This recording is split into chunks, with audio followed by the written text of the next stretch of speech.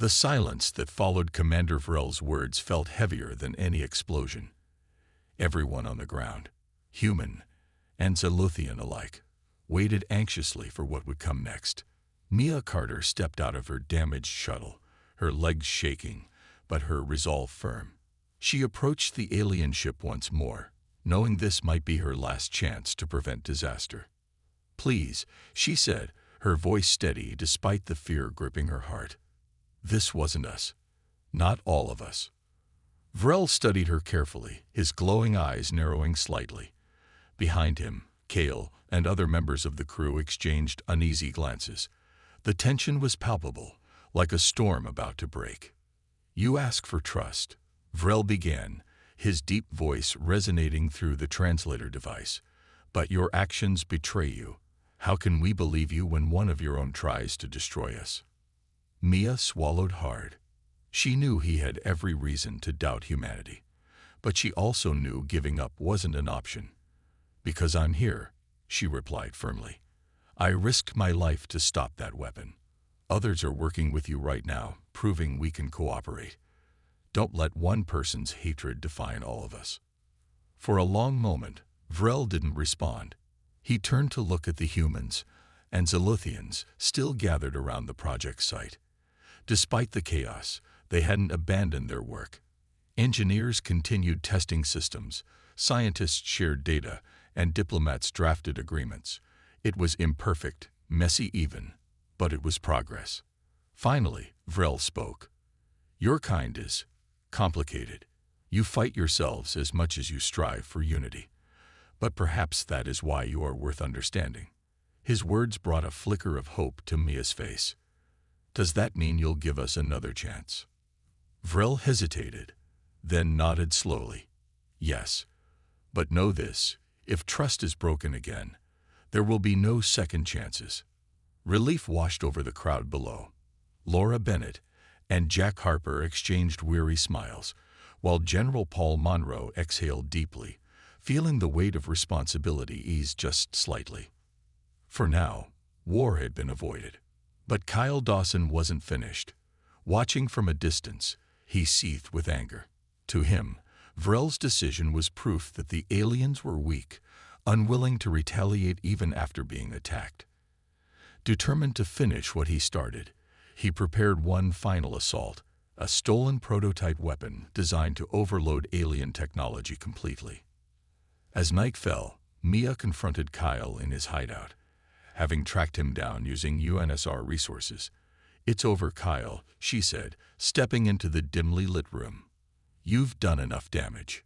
Kyle sneered, clutching the weapon tightly. "You don't get it, do you? They're not here to help us. They're here to take everything. They're scared of us, just like we're scared of them." Maya shot back. "If you fire that thing, you'll destroy everything we've worked for. Is that really what you want?" For a moment, Kyle hesitated. Doubt flickered in his eyes, but then his grip tightened on the weapon, and he raised it toward Mia. Before he could act, however, General Monroe's forces stormed the building, overpowering him and securing the weapon. With Kyle detained, the immediate threat was neutralized. Back at the project site, the joint human-Zilothian team completed their upgrades to Earth's power grid. The success of the project symbolized something greater, a fragile but real bond between two vastly different species. Commander Vrel addressed both groups before departing. "Earth is indeed a hornet's nest," he said, his tone thoughtful. "But within its chaos lies potential for destruction, yes, but also for growth. Perhaps one day we may learn from each other." As the alien ship ascended into the stars, leaving Earth behind, Maya looked up at the sky. The road ahead wouldn't be easy, but for the first time, humanity had taken a step toward something bigger than itself. And somewhere among the stars, Commander Vrel carried with him a newfound respect for the unpredictable, resilient beings who called Earth home. The joint project between humans and Zilothians was progressing faster than anyone had expected. Engineers from both sides worked tirelessly, sharing knowledge and technology in ways that once seemed impossible. Dr. Laura Bennett marveled at how quickly the teams adapted to each other's methods. "It's like we're speaking the same language now," she told Jack Harper as they reviewed the latest updates.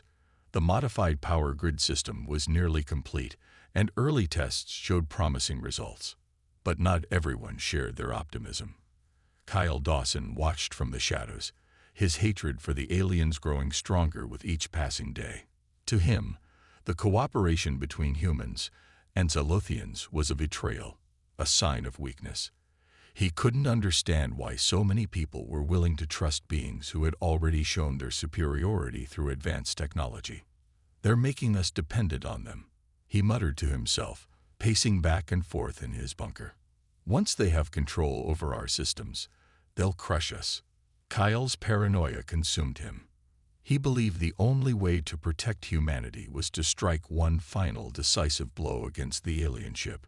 Using what little resources he had left, he rigged together a prototype weapon capable of disabling alien technology on a massive scale. It was risky and untested, but Kyle didn't care. All that mattered was stopping the aliens before it was too late. Mia Carter sensed something was wrong. She had been monitoring communications across Earth and noticed an unusual spike in encrypted messages originating from remote locations. When she brought her concerns to General Paul Monroe, he immediately ordered a sweep of potential threats. "We can't afford any surprises right now," he said grimly. "Not with everything riding on this project." Despite their efforts, Kyle managed to stay one step ahead. Under cover of darkness, he loaded his weapon onto a stolen transport vehicle and headed toward a secluded launch site. His plan was simple: fire the weapon directly at the alien mothership and disable its core systems. If successful, it would cripple the aliens' ability to retaliate, or so he believed.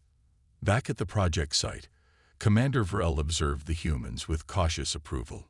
Their determination impressed him, though doubt still lingered in his mind. "They are unpredictable," he admitted to Kale during a private conversation. "But perhaps that is not entirely a flaw." Kale nodded slowly. "Their capacity for change is unusual. Perhaps there is hope for them after all." As dawn broke over the horizon, Mia joined Laura and Jack to oversee the final stages of the power grid upgrade. The atmosphere was tense but hopeful. Everyone knew this moment could define the future of human-Zalothian relations. Then, without warning, alarms blared. A rogue missile streaked across the sky, heading straight for the alien ship. Panic erupted among the workers below as the projectile closed in. Commander Vrel's voice crackled over the communication system. "What is this?" Mia's heart sank. She recognized the trajectory. It wasn't coming from any government facility. "It's Kyle," she whispered, dread filling her chest. "He's done it again." General Monroe barked orders into his communicator, scrambling jets to intercept the missile. But time was running out. The weapon was moving too fast, and the alien ship had no shields raised. In a desperate attempt to stop the attack, Mia grabbed a nearby shuttle and took off. She raced toward the missile, hoping to disable it before impact.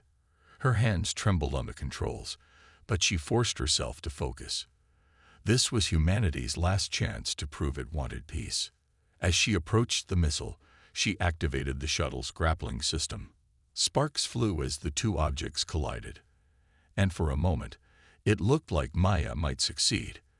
But then the weapon detonated, sending a shockwave rippling through the air. When the smoke cleared, the alien ship remained intact, but barely. Its surface shimmered faintly, damaged but still operational. Below, the crowd held its breath, waiting for the aliens' response. Commander Vrel stared at the scene, his expression unreadable. Then, slowly, he spoke. "This ends now." His words sent a chill through everyone present. Humanity's fate hung by a thread, and whether it snapped or held depended entirely on what happened next. Ethan stood on the barren moon, the fourth artifact glowing faintly in his hands. The wind whipped around him, carrying fine dust that stung his skin, but he barely noticed. His mind was focused on the task ahead. With 4 artifacts now in their possession, the map had become clearer, revealing the locations of the final 3 pieces. Each step brought them closer to completing the device, but also closer to a decision Ethan wasn't sure he was ready to make. Back aboard the freighter, Olivia studied the growing collection of artifacts. According to the data, she said, her voice steady but tinged with awe, the device isn't just a tool for reshaping reality. It's a choice, a moment where the user decides what kind of future they want to create. A choice? Ethan asked, frowning. What does that mean? It means you'll have to decide. Olivia explained. The device can enforce peace, unite civilizations, or even rewrite history. But it can also destroy entire worlds if used selfishly. Whatever happens will depend entirely on you. Ethan sank into a nearby seat, the weight of her words sinking in. Why me? Why is this my responsibility? Olivia hesitated before answering.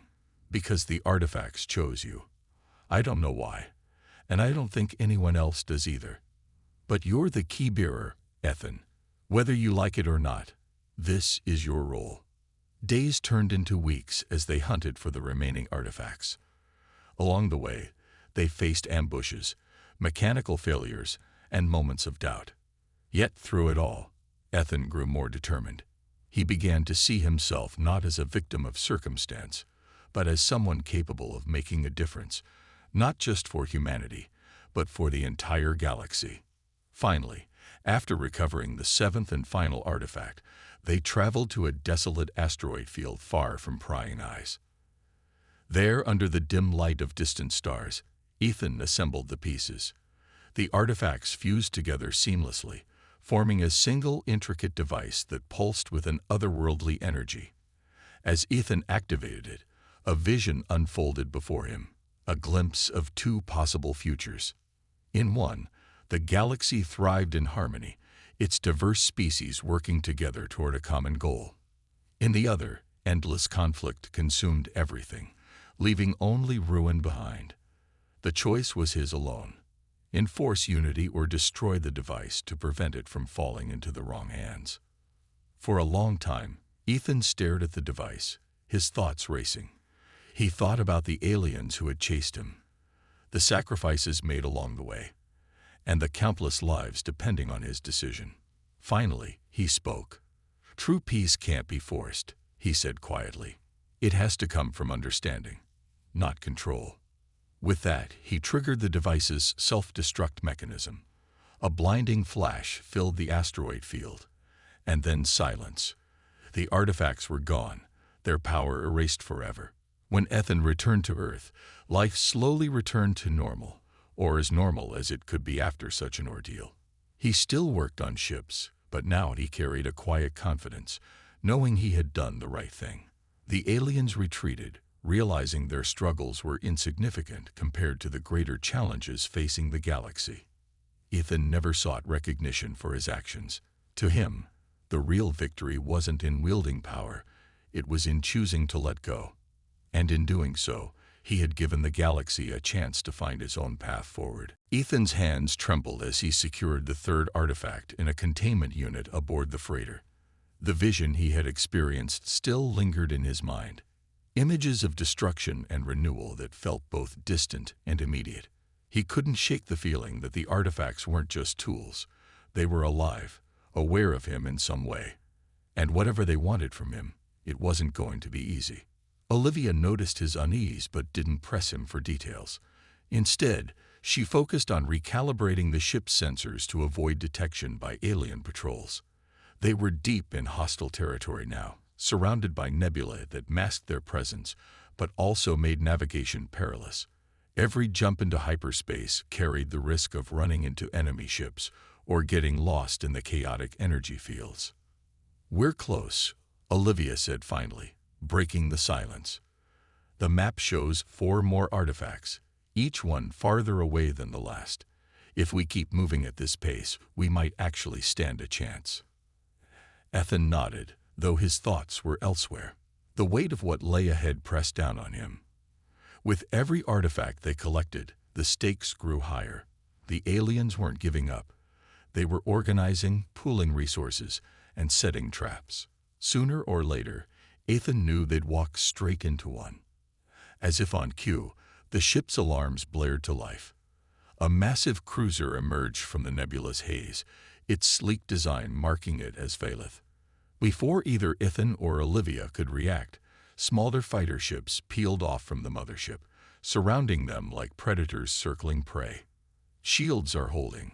For now," Olivia reported, her fingers flying over the controls. "But we can't outrun them. Not here."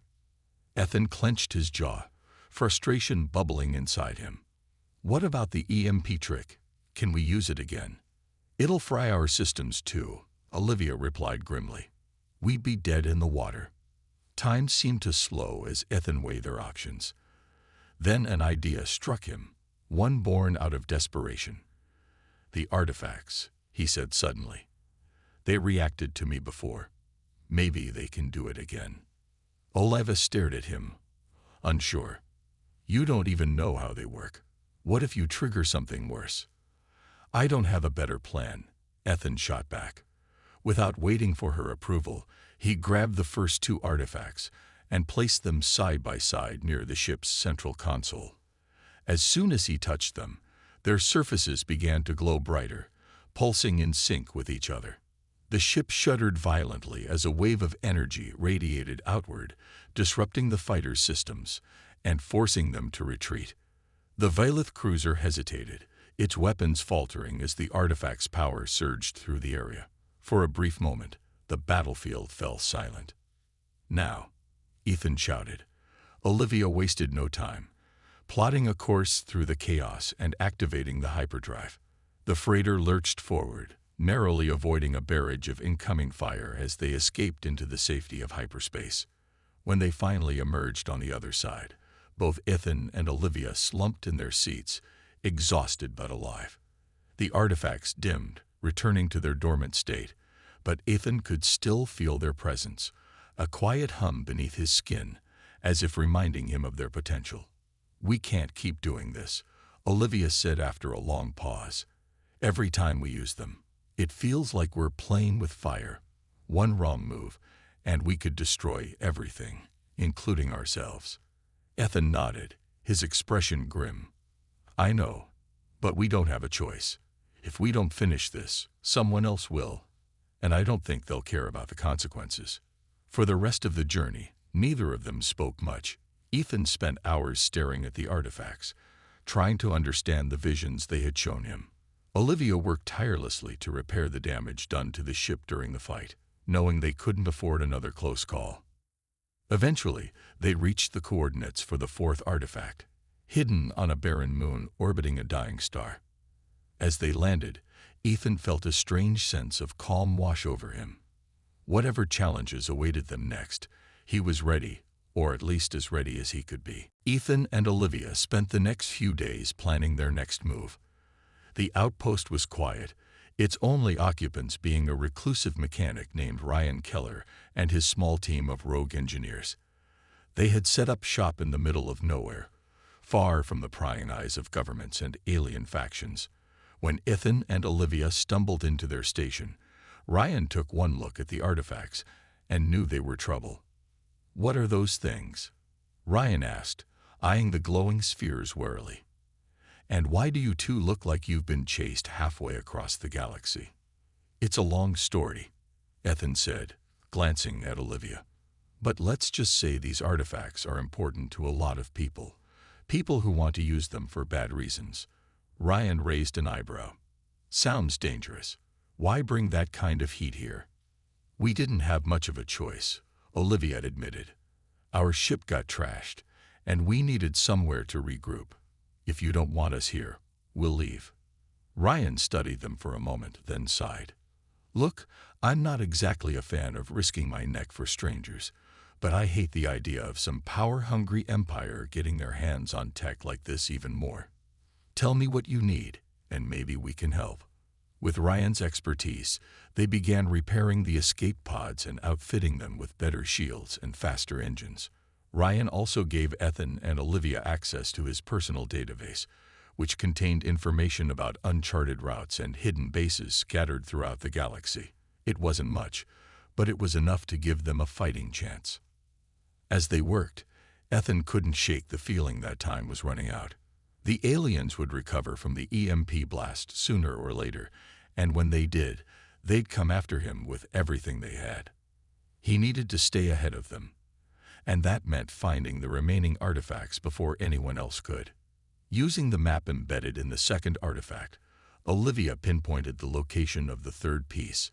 It was deep inside a volatile nebula filled with radiation storms and unpredictable gravitational pulls. Navigating through it would be nearly impossible, but Ethan didn't see any other option. "We'll have to take the risk," he said firmly.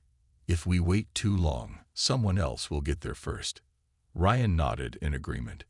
"If you're going into that mess, you'll need more than just patched-up pods. Take one of my freighters. It's old, but it's tough enough to handle rough conditions." The freighter was far from glamorous. Its hull scarred from years of smuggling runs and desperate escapes. But it was reliable, and Ryan's crew had loaded it with supplies and weapons just in case. Ethan thanked Ryan for his help, though he knew accepting it came with risks. If the aliens traced them back to the outpost, Ryan and his team would be in danger too. Before leaving, Ryan pulled Ethan aside. "Listen, kid," he said, his tone serious. "You've got guts, I'll give you that. But remember, no matter how powerful those artifacts are, they won't solve everything. Sometimes the hardest choices don't involve fancy tech. They involve trusting yourself and the people around you."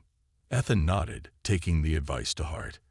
As the freighter launched into space, he glanced at Olivia, who was already busy plotting their course. For the first time since this ordeal began, he felt like he had a real shot at seeing it through, not because of luck or fate, but because he had allies who believed in him. The journey to the nebula was treacherous, with violent energy storms threatening to tear the ship apart at every turn. But Ethan kept his focus, guiding the freighter through the chaos, while Olivia monitored the artifact's readings. Slowly but surely, they closed in on their target. When they finally reached the coordinates, they found the third artifact floating in the center of a massive cloud of glowing gas. It pulsed faintly, as if waiting for them. Ethan stepped outside in a makeshift spacesuit, reaching out to grab it. As his fingers brushed against its surface, a surge of energy coursed through him, stronger than ever before.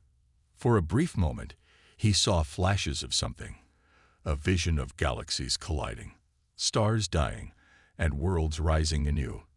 Then it was gone, leaving him breathless and shaken.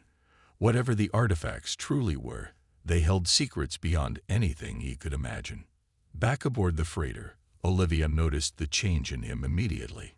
"Are you okay?" she asked, concern in her voice. Ethan nodded, though his mind was racing. "Yeah, I'm fine, but I think we're running out of time." Ethan's hands trembled as he clutched the second artifact, its faint glow reflecting off the walls of the scout ship. Outside, the alien cruisers closed in, their weapons trained on the tiny vessel. The Valith, Lumen, and Kelthar ships formed a tight perimeter, each faction vying for control. Ethan glanced at Olivia, who was frantically working at the console, trying to find a way out. "We're trapped," she said, her voice tense. "Their scanners are locked onto us. Even if we try to jump to hyperspace, they'll shoot us down before we can escape." Ethan swallowed hard, his mind racing. He couldn't let them take the artifacts, or him. Not after everything they'd been through. "Is there anything we can do? Any trick up your sleeve?" Olivia hesitated, then nodded. "There's one option, but it's risky. If I overload the ship's energy core, it'll create an electromagnetic pulse strong enough to disable their systems temporarily. It'll give us a window to slip away, but it'll also cripple our ship. We'll have to abandon it and hope we can reach a nearby station before running out of air." Ethan didn't hesitate. "Do it." While Olivia worked on rigging the energy core, Ethan prepared the emergency pod. He secured both artifacts inside, making sure they wouldn't be damaged during the escape. The tension in the cockpit was unbearable as the alien ships grew closer, their hails crackling over the comm system. Surrender now. Ethan and Olivia's escape from the derelict station gave them a brief moment of relief, but it didn't last long. The small scout ship they had stolen was barely holding together, its systems groaning under the strain of hyperspace travel. Ethan sat in the pilot's seat, his injured shoulder throbbing with every movement. Despite the pain, he kept his focus on navigating through the endless void of space, trying to put as much distance as possible between them and their pursuers. Olivia worked tirelessly at a console nearby, analyzing the data they had gathered from the artifact before being forced to flee. Her brow furrowed in concentration as she sifted through fragments of alien text and diagrams. "There's more to this than I thought," she murmured, her voice tinged with both excitement and concern. "The artifact isn't just a key. It's also a map." "A map?" Ethan asked, glancing over his shoulder. "A map to what?" "To the other artifacts," Olivia replied, pointing to a series of symbols glowing faintly on the screen. "Each one is connected, forming a network. If we can find the others, we might be able to piece together the full device." Ethan frowned. "And then what? You said yourself that thing has the power to reshape reality. What happens if someone uses it for the wrong reasons?" Olivia hesitated, her expression darkening. "That's why we need to stay ahead of the aliens. If any one faction gets all 7 pieces, they could use the device to dominate the galaxy, or worse." The weight of responsibility pressed down on Ethan, heavier than ever before. He wasn't a hero or a scientist. He was just a mechanic who happened to stumble into something far beyond his understanding.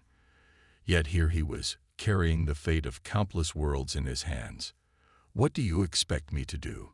he asked, his voice tinged with frustration. "I'm not some chosen savior." "No one expects you to be perfect," Olivia said gently. "But you've already proven you can handle this. The artifact responds to you, Ethan. That means you're part of this, whether you like it or not." Her words offered little comfort, but Ethan knew she was right. He couldn't walk away. Not now. Taking a deep breath, he turned his attention back to the controls. "Where do we go next?" Olivia studied the map carefully. "The closest artifact is hidden in an asteroid field near the edge of known space. It's dangerous territory, filled with debris and radiation storms.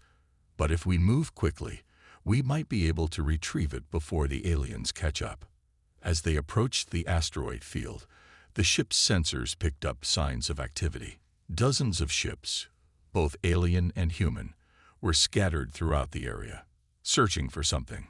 Ethan clenched the controls tightly, realizing they weren't the only ones after the artifact. "Looks like we're not alone," he muttered. Ethan and Olivia spent hours poring over the artifact, their heads bent close together as they deciphered its secrets. The patterns on its surface shifted subtly under their touch, responding to their efforts like a living thing. With each new discovery, Ethan felt a mix of awe and dread. The artifact wasn't just a relic. It was a key, a piece of something far greater than he could have imagined. And as much as he wanted to trust Olivia, a small part of him still wondered if she had her own reasons for helping him. Their work was interrupted by the sound of distant explosions. The station shuddered violently, throwing both of them off balance. Ethan scrambled to his feet, clutching the artifact tightly. "What was that?" he asked, his voice tense. Olivia's face turned pale. "They found us." Before either of them could react, the observation deck's doors burst open. A squad of Vailith warriors stormed in, their elongated limbs moving with terrifying speed. Behind them came the glowing forms of the Lumen, their bioluminescent bodies casting an eerie light across the room. Both groups ignored each other, their focus entirely on Ethan and the artifact. "Hand it over," Commander Zarn barked, his mechanical translator crackling. "You cannot comprehend the stakes." "No," shouted the Lumen leader, floating forward. "The keybearer belongs with us. Only we can ensure peace." Ethan backed away, his heart pounding. He glanced at Olivia, who looked just as frightened as he felt. "Any ideas?" he whispered. Olivia nodded toward a nearby maintenance hatch. That leads to the lower levels.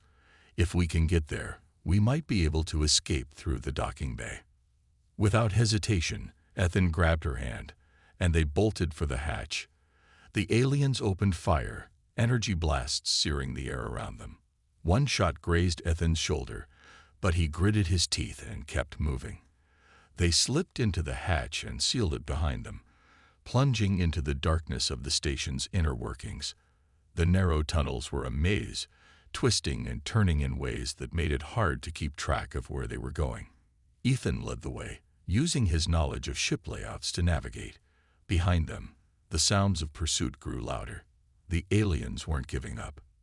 "This isn't going to work," Olivia panted, struggling to keep up. "We need another plan." Ethan stopped suddenly, an idea forming in his mind. "Give me a minute," he said, pulling out his toolkit. He quickly rigged a makeshift trap using spare parts scattered along the tunnel, a tripwire connected to a power conduit. When triggered, it would cause a localized overload, creating enough chaos to buy them time. As soon as the trap was set, they continued running. Moments later, a loud bang echoed through the tunnels, followed by shouts of confusion from the pursuing aliens. The explosion wasn't strong enough to cause real damage, but it was enough to slow them down.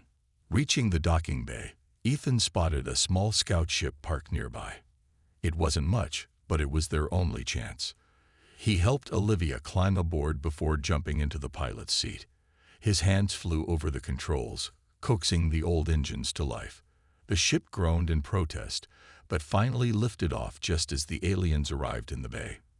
Energy blasts streaked past them as they shot out into space. Ethan didn't look back. He focused on flying, pushing the ship to its limits as they fled the dying station. Once they were safely away, he let out a shaky breath. "We did it," Olivia said softly, sinking into her seat. "For now, at least." But Ethan knew better. This victory was temporary. The aliens would regroup, and next time, they might not be so lucky. Still, for the first time since this ordeal began, he felt a spark of determination. Whatever the artifact was, and whatever role he played in its story, he wasn't going to let anyone use it for destruction. Ethan's shuttle drifted silently through the vast expanse of space, its systems running on borrowed time. The artifact sat securely in his lap, its surface now calm and unassuming after the burst of energy that had saved him from the bounty hunters. Ethan stared at it, his mind racing with questions. What was it? Why did it respond to him? And most importantly, why were so many powerful beings willing to kill or betray their own kind? To get it. He didn't have answers, but he knew one thing for sure. He couldn't keep running blindly. He needed help, someone who could make sense of the artifact, and maybe even guide him through the chaos surrounding it. But who could he trust? Every person he'd met so far seemed to have an agenda, and every alien faction viewed him as nothing more than a pawn in their games. As if on cue, the comm system crackled to life. At first, Ethan thought it was another transmission from the aliens or bounty hunters tracking him, but instead, a calm, human voice came through. "Ethan Cole, this is Dr. Olivia Grant. I've been trying to reach you." Ethan froze. How did she know his name? And how had she found him out here in the middle of nowhere? Hesitant, he replied, "Who are you, and what do you want?" "I'm a linguist," Olivia explained. "I specialize in ancient languages and artifacts from alien civilizations. I intercepted some data about the object you're carrying, the artifact. If you let me, I can help you understand it." Ethan wasn't convinced. "Why should I trust you? Everyone else I've met either wants to use me or sell me out." Olivia sighed, her tone softening. "I know how this must sound, but I'm not like them. I've spent years studying objects like yours, and I believe it's tied to something much bigger than any of us. Please, Ethan, you don't have to face this alone." Her words struck a chord with him. Despite his instincts telling him to stay cautious, he felt a glimmer of hope. Maybe, just maybe, Olivia could give him the answers he desperately needed. After a long pause, he agreed to meet her at a neutral location, a derelict space station orbiting a dying star. It was remote enough to avoid detection by the alien factions, yet functional enough for a brief rendezvous. When Ethan arrived, the station was eerily quiet, its corridors dark and littered with debris. He found Olivia waiting in what used to be the main observation deck. She was younger than he expected, with sharp features and an air of determination. Her eyes lit up when she saw the artifact in his hands. "I've seen symbols like those before," she said, pointing to the patterns etched into its surface. "They're part of an ancient language linked to a forgotten civilization. From what I can tell, this artifact is one piece of a larger puzzle." "A puzzle?" Ethan asked, frowning. "What kind of puzzle?" Olivia hesitated, choosing her words carefully. "Legends speak of 7 artifacts scattered across the galaxy. Together, they form a device capable of reshaping reality itself, changing the course of history, altering entire worlds. That's why everyone's after you, Ethan. Whoever controls the artifacts gains unimaginable power." Ethan shook his head, overwhelmed. "This sounds insane. Why would anyone think I'm the guy to handle something like this? I'm just a mechanic." "You're more than that," Olivia insisted. "The artifact responds to you, doesn't it? That's no accident. There's something special about you, something we don't fully understand yet. But I promise, I'll do everything I can to help you figure it out." For the first time since this nightmare began, Ethan allowed himself to feel a flicker of trust. Olivia seemed genuine, her focus entirely on unraveling the mystery rather than exploiting it. As they worked together to decode fragments of the artifact's data, Ethan realized he wasn't completely alone anymore. Whatever lay ahead, he wouldn't have to face it by himself. At least, not entirely. Ethan's shuttle limped through the emptiness of space, its engine sputtering like a wounded animal.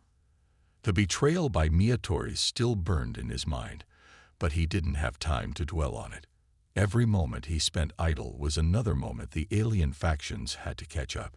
He glanced at the artifact again, now resting securely in a compartment beside him.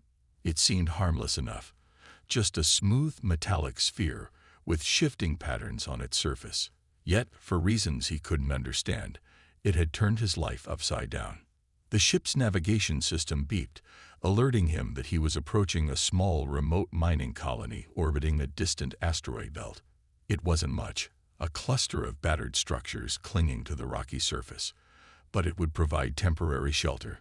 Ethan knew he couldn't stay long, but he needed supplies and a chance to regroup. As he landed, he kept an eye out for any signs of danger. The last thing he wanted was to walk into another ambush. The colony was eerily quiet. Most of the miners were either asleep or off-duty, leaving the corridors deserted.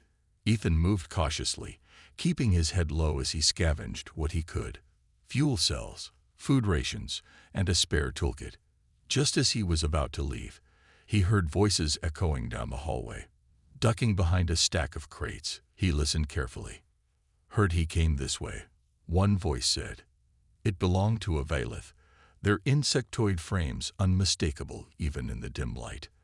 "The commander wants him alive." "And what about the others?" Another voice asked, deeper and more guttural. This time, it was a Kelfar warrior, his armored form towering over the Valith.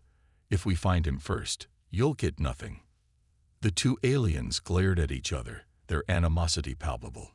Ethan held his breath, praying they wouldn't notice him. But fate had other plans. One of the crates shifted slightly under his weight, making a soft scraping sound. Both aliens turned toward the noise, weapons drawn. Ethan didn't wait. He bolted from his hiding spot, sprinting down the corridor, as energy blasts lit up the air around him. His heart pounded as he ducked into a maintenance tunnel, sealing the hatch behind him. The narrow passage was dark and cramped, but it gave him a chance to think. He couldn't keep running forever. Sooner or later, the aliens would corner him, or worse, team up against him. As he crawled through the tunnel, Ethan's hand brushed against the artifact. For the first time, he felt something strange, a faint vibration, almost like the sphere was responding to his touch. He pulled it out and examined it closely. The shifting patterns on its surface seemed to glow brighter, forming shapes that looked vaguely like symbols. Was it trying to communicate with him, or was he imagining things? Suddenly, an idea struck him. If the artifact was so important to the aliens, maybe it held some kind of defense mechanism he could use. Desperate, Ethan began tinkering with it, using tools from his kit to probe its surface. To his surprise, one of the panels clicked open, revealing a small interface inside. It was unlike anything he had ever seen, complex yet strangely intuitive, as if it had been designed specifically for him. Before he could explore further, the hatch behind him burst open.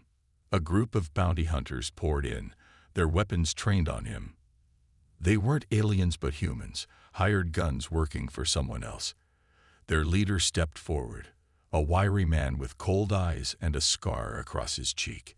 "Hand it over," he demanded, holding out his hand. "We're not here to hurt you. Just give us the artifact, and we'll let you walk away." Ethan hesitated. He didn't believe them for a second. But instead of arguing, he pressed a button on the artifact's interface. Instantly, a pulse of energy shot out, disabling the bounty hunter's weapons and sending them scrambling backward. Seizing the opportunity, Ethan pushed past them and ran back toward his shuttle. By the time he reached it, the artifact's glow had faded, returning to its dormant state.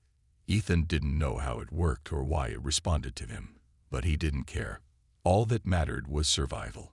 As he launched the shuttle into space once again, he vowed to uncover its secrets and to stay one step ahead of those who sought to control him. Ethan's stolen shuttle wasn't built for long journeys. It was a small, outdated craft meant for short trips between space stations, and it groaned under the stress of escaping the alien cruisers that were now in hot pursuit. The ship's warning lights flashed as its engines overheated, but Ethan didn't have time to worry about maintenance. All he could think about was putting as much distance as possible between himself and the three alien factions chasing him. He glanced at the artifact again, sitting silently on the co-pilot's seat. Its surface shimmered faintly, almost like it was alive. "What are you?" Ethan muttered under his breath, half expecting an answer. But the sphere remained still, offering no clues about why it was so important, or why everyone wanted it so badly. Just as Ethan thought he might lose his pursuers, his sensors picked up another ship approaching fast. This one was smaller and less intimidating than the alien cruisers, but it moved with precision, weaving through asteroids and debris fields like it belonged there. A voice crackled over the comm system. "Hey, buddy, I don't know what kind of trouble you're in, but you're heading straight into my territory. Turn around, or I'll blast you out of the sky." Ethan hesitated. He didn't have many options. The alien ships were closing in, and his own shuttle was on the verge of breaking down. Swallowing his pride, he responded, "Look, I'm not looking for trouble. I just need a place to hide for a bit. Can you help me?" There was a pause before the voice replied, dripping with sarcasm. "Hide? From who?" "Let me guess. Those fancy bugs, glowing fish, and angry lizards chasing you." "How do you know about them?" Ethan asked, surprised. "Because they've been sniffing around here for weeks." The voice shot back. "Listen, I'm not running a charity, but if you've got something valuable, maybe we can work something out." The other ship, a sleek, patched-up freighter with mismatched parts, moved closer and opened its cargo bay doors. Ethan didn't trust this stranger, but he had no choice. With the alien ships gaining ground, he piloted his shuttle inside and sealed the hatch behind him. When Ethan stepped out of his shuttle, he was greeted by a woman with sharp eyes and an even sharper attitude. She introduced herself as Mia Torres, a smuggler who specialized in moving goods and people through uncharted sectors of space. Her dark hair was tied back in a loose braid, and her leather jacket was scuffed from years of wear. "So," she said, crossing her arms, "what's so special about you that three alien species are willing to tear each other apart to get their hands on you?" Ethan held up the artifact. "I don't know. They seem to think this thing is important." Mia raised an eyebrow. That's some fancy tech. Mind if I take a look? Reluctantly, Ethan handed it over. Maya turned it over in her hands, studying the shifting patterns on its surface. After a moment, she handed it back. Whatever it is, it's way above my pay grade. But here's the deal. I can keep you safe, for a price. You either pay me now, or you owe me later. Ethan frowned. And if I say no? Mia smirked. Then good luck surviving out there. Those aliens aren't going to stop until they find you. Knowing he couldn't argue, Ethan agreed to her terms. For the next few hours, Mia helped him repair his shuttle while teaching him basic tricks for navigating hyperspace jumps. She also warned him not to trust anyone, not even her. Out here, she said, everyone's got an angle. Keep your wits about you, or you'll end up dead. As they worked, Ethan couldn't shake the feeling that Mia knew more than she was letting on. When he asked her about the artifact, she shrugged it off. All I care about is getting paid. Whatever secrets that thing holds, they're yours to figure out. But as the repairs neared completion, Ethan noticed Mia slipping away to make a private call. Suspicious, he followed her and overheard her talking to someone on the comms. Yeah, I've got him. Don't worry. I'll deliver him to you soon. Just make sure you hold up your end of the deal. Ethan's heart sank. She was betraying him. To whom? He didn't know. But it didn't matter. He had to get out of there before she turned him over to whoever she was working with. Without hesitation, he climbed back into his shuttle and fired up the engines. Maya ran onto the deck, shouting after him.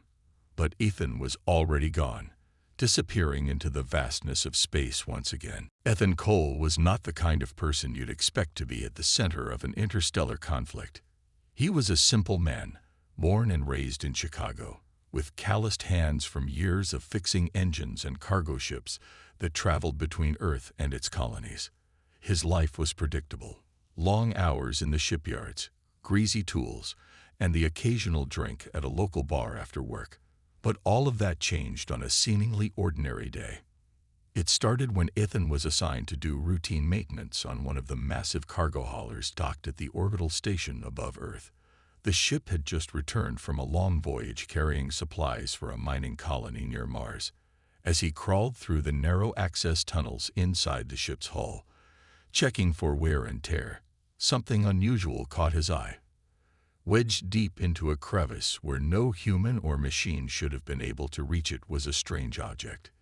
It looked like nothing Ethan had ever seen before, a smooth metallic sphere etched with intricate patterns that seemed to shift slightly when he tilted it under the light. Curious but cautious, Ethan decided to take the object back to his workshop for closer inspection. Little did he know, this decision would put him squarely in the crosshairs of forces far beyond his understanding. By the time he managed to pry the sphere loose and slip it into his toolkit, alarms began blaring throughout the station.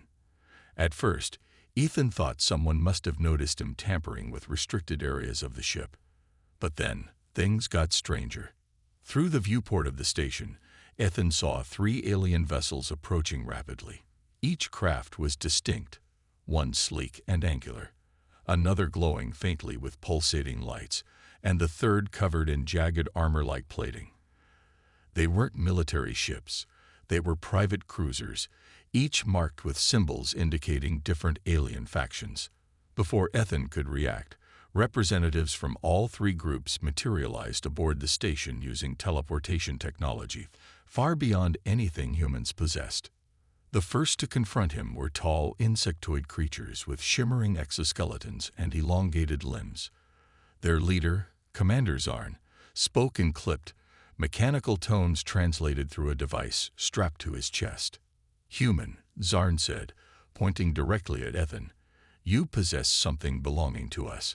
Hand it over now, and we will reward you greatly." Before Ethan could respond, another group arrived, the Lumen. These aliens were shorter, their translucent bodies radiating soft blue light. Their spokesperson floated slightly off the ground, her voice melodic yet urgent. "Do not listen to them," she warned Ethan. The artifact is vital to our survival. Without it, our world faces annihilation. Just as Ethan thought things couldn't get worse, the third faction, the Kelthar, stormed in. Muscular reptilian warriors clad in heavy armor, they wasted no time issuing threats. "Give us the object, human," growled their leader, baring sharp teeth, "or face the consequences." Panicked, Ethan realized he had two options: stay and try to reason with these terrifying beings, or run and hope he could figure out what was going on later. Trusting his instincts, he grabbed the sphere and bolted toward the nearest exit. With adrenaline pumping, he hacked into the control panel of a small shuttle docked nearby and launched himself into space moments before the aliens could stop him. As the shuttle hurtled away from the station, Ethan glanced at the mysterious artifact sitting on the co-pilot's seat beside him. Whatever it was, it clearly held immense value and danger. For the first time in his life, Ethan felt the weight of responsibility pressing down on him. He didn't know why every alien crew seemed desperate to recruit him, but one thing was certain: his quiet, unremarkable existence was over.